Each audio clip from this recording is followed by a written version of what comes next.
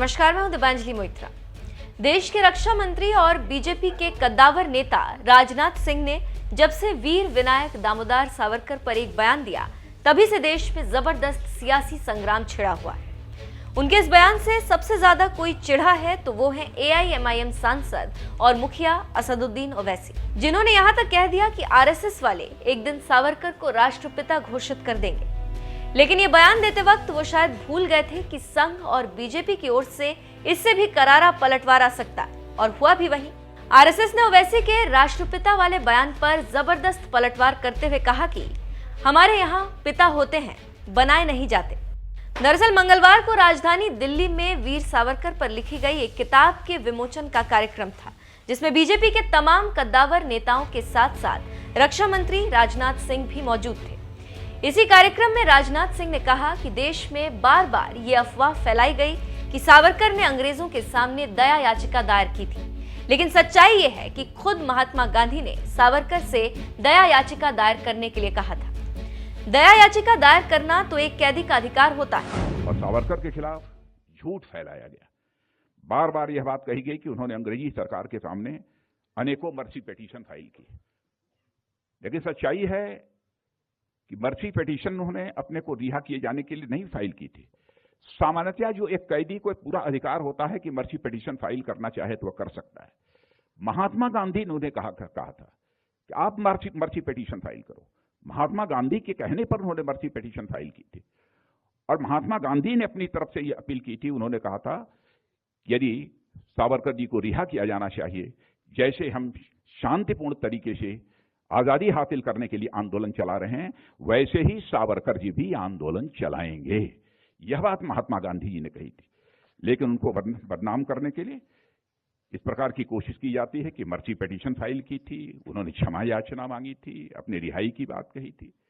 यह सब सारी बातें बेबुनियाद और गलत है। वीर सावरकर को बदनाम करने वालों को लताड़ते हुए राजनाथ सिंह ने ये बयान दिया तो सावरकर विरोधियों के सीने में जैसे आग लग गई।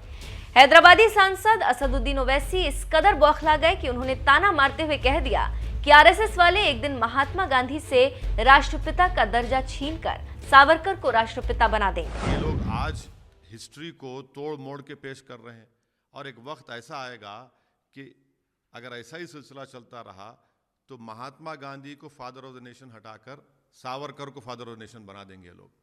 जो महात्मा गांधी के मर्डर ट्रायल में एक्यूज था और जस्टिस जीवनलाल कपूर के कमीशन ऑफ इंक्वायरी में उनको कॉम्प्लिसिट करार दिया गया। कितनी मिसालें देंगे हम, और ये तो झूठ बोल रहे हैं सब इसके बारे में। इस देश में महात्मा गांधी को राष्ट्रपिता कहा जाता है। यही वजह है कि ओवैसी ने तंज मारा कि एक दिन RSS वाले महात्मा गांधी से राष्ट्रपिता का दर्जा छीन लेंगे। ओवैसी के इस वार पर RSS की ओर से भी करारा जवाब आया। अखिल भारतीय इतिहास संकलन के संगठन मंत्री बाल मुकुंद ने एक न्यूज वेबसाइट से बात करते हुए कहा, ओवैसी की क्या सोच है पता नहीं, लेकिन हमारे यहाँ पिता होते हैं, बनाए नहीं जाते। ओवैसी को कोई भी इतिहासकार नहीं मानते, इसीलिए इतिहास के विषय पर उन्हें हस्तक्षेप नहीं करना चाहिए। उन्हें राजनीति करनी है तो वो करें। वीर सावरकर के बारे में संघ प्रचारक बाल मुकुंद ने कहा, सावरकर ने सिर्फ अपनी रिहाई के लिए पत्र नहीं लिखा, बल्कि पोर्ट ब्लेयर जेल में जितने कैदी थे सबको रिहा करने के लिए पत्र लिखा था। उस समय के इतिहासकारों और सरकारों ने उन्हें बदनाम करने की कोशिश की। जो भी जेल में रहता है सबके पास दया याचिका देने का अधिकार होता है। साथ ही गांधी जी का संदेश भी उनके पास था। गांधी जी ने कहा था कि हर कैदी के पास दया याचिका का अधिकार है। उस आधार पर सावरकर को बाहर निकलकर देश की आजादी के लिए सत्याग्रह करना चाहिए। आपको बता दें, दया याचिका और माफी मांगना दोनों अलग बातें हैं। सावरकर ने दया याचिका दायर की थी, जो हर कैदी का अधिकार होता है, लेकिन कुछ सावरकर विरोधी इसे अंग्रेजों से माफी मांगने के तौर पर प्रचारित करते रहते हैं। यही वजह है कि संघ प्रमुख मोहन भागवत को भी कहना पड़ गया कि स्वतंत्रता के बाद से ही वीर सावरकर को बदनाम करने की मुहिम चली।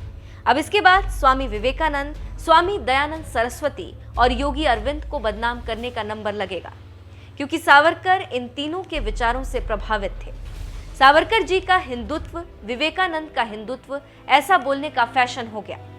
हिंदुत्व एक ही है, वो पहले से है और आखिर तक वही रहेगा। जैसा बताया गया बार बार कि सावरकर जी को बदनाम करने की मुहिम चली और सावरकर जी सामने थे। हिंदुत्व का विचार आज बोलने वाले लोग, उस समय बोलने वाले लोग, वो सामने थे, संघ सामने था। इनके बदनामी की मुहिम चली है, स्वतंत्रता के बाद बहुत तेजी से चली है। लेकिन असली लक्ष्य क्या है? असली लक्ष्य इनके पीछे, यानी हमारे पी परमेश्वरन जी थे, उनका एक लेख आगे आज ही मैंने पढ़ा, हमारे प्रफुल्ल जी ने मुझे दिया, तो उन्होंने इसी विषय पर लिखा है कि आज संघ और सावरकर पर बड़ी टीका टिप्पणी हो रही, लेकिन असली लक्ष्य दूसरा है। इसके बाद होंगे, नंबर लगेगा स्वामी विवेकानंद, स्वामी दयानंद सरस्वती, योगी अरविंद, इनका लगेगा। क्योंकि जो भारत की वास्तविक राष्ट्रीयता है उसका प्रथम उद्घोष इन तीनों ने किया है। और सावरकर जी को टीका का लक्ष्य बनाते समय ऐसा भी लिखा गया है कि सावरकर जी ऐसे क्यों बने, इन तीन लोगों के विचारों के कारण ऐसे बने। क्योंकि लक्ष्य व्यक्ति नहीं है, लक्ष्य है भारत की ये राष्ट्रीयता जो पूरे दुनिया को जोड़ने का एक मार्ग उजागर करती है। और लोग जुड़ जाए तो जिनके दुकान बंद होंगे उनको लगता है कि ये नहीं होना चाहिए। रक्षा मंत्री राजनाथ सिंह के बयान के बाद जिस वीर सावरकर को लेकर सियासी संग्राम छिड़ा हुआ है, वो सावरकर अपने जीवन में न तो कभी राष्ट्रीय स्वयंसेवक संघ के सदस्य रहे और न ही जनसंघ के। लेकिन इसके बावजूद आरएसएस और बीजेपी में सावरकर का नाम बड़ी ही इज्जत के साथ लिया जाता है। इतना ही नहीं, बीजेपी के दिग्गज नेता और पूर्व प्रधानमंत्री अटल बिहारी वाजपेयी ने साल 2000 में सावरकर को भारत का सर्वोच्च सम्मान भारत रत्न दिए जाने का प्रस्ताव तत्कालीन राष्ट्रपति के.आर. नारायण को भेजा था। लेकिन इंदिरा गांधी के करीबी और कांग्रेस नेता रहे के.आर. नारायणन ने यह प्रस्ताव ठुकरा दिया था। और आज जब नरेंद्र मोदी केंद्र की सत्ता में है, तो सावरकर पर छिड़ी बहस के बीच एक बार फिर से उन्हें भारत रत्न दिए जाने की मांग उठने लगी। संघ प्रचारक बाल मुकुंद ने तो यहां तक कह दिया कि सबसे पहले अगर किसी को भारत रत्न दिया जाना चाहिए था तो वो सावरकर थे। और सावरकर के खिलाफ झूठ फैलाया गया। बार बार यह बात कही गई कि उन्होंने अंग्रेजी सरकार के सामने अनेकों मर्सी पिटीशन फाइल की। लेकिन सच्चाई है कि मर्सी पिटीशन उन्होंने अपने को रिहा किए जाने के लिए नहीं फाइल की थी। सामान्यतः जो एक कैदी को पूरा अधिकार होता है कि मर्सी पिटीशन फाइल करना चाहे तो वह कर सकता है। महात्मा गांधी ने उन्हें कहा था कि आप मर्सी पिटीशन फाइल करो। महात्मा गांधी के कहने पर उन्होंने मर्सी पिटीशन फाइल की थी।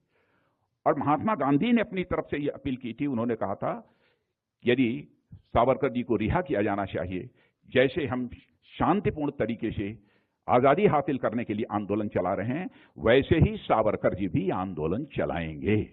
यह बात महात्मा गांधी जी ने कही थी। लेकिन उनको बदनाम करने के लिए इस प्रकार की कोशिश की जाती है कि मर्सी पिटीशन फाइल की थी, उन्होंने क्षमा याचना मांगी थी, अपनी रिहाई की बात कही थी। यह सब सारी बातें बेबुनियाद और गलत हैं।